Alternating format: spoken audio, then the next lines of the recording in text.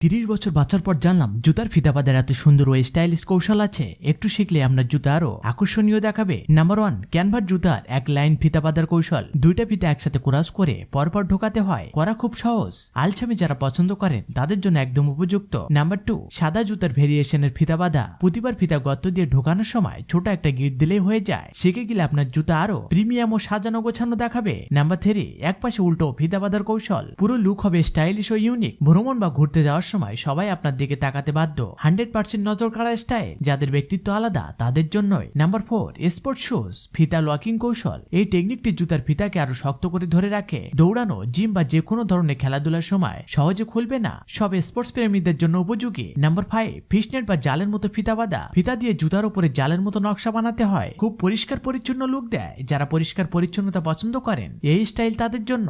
Number 6, butterfly বা প্রজাপতি ফিতা বাঁধা। কৌশলটা একটু জটিল, তবে শিখে গেলে জুতার লুক একেবারে বদলে যায়। সৌন্দর্য প্রেমী মেয়েদের জন্য দারুণ উপযুক্ত। নাম্বার 7, লাকি নট ফিতা বাঁধা। জুতার মাঝখানে 3টি লাকি নট দিতে হয়। যদিও শেখাটা একটু কঠিন, কিন্তু জুতার সৌন্দর্য মুহূর্তেই বেড়ে যায়। Number 8, casual shoes. দেখতে জটিল মনে হলো খুবই সহজ। এইভাবে ফিতা বাঁধলে জুতার জিপ বা টাং আর একদম এদিক ওদিক সরে যাবে না। আর সবচেয়ে ভালো বিষয়, ফিতার কোনো দৃশ্যমান গিট দেখা যায় না। সবশেষে অনুরোধ, আপনি কোথা থেকে দেখছেন সেটি কমেন্ট করে জানান এবং লাইক, সাবস্ক্রাইব ও ফলো করতে ভুলবেন না।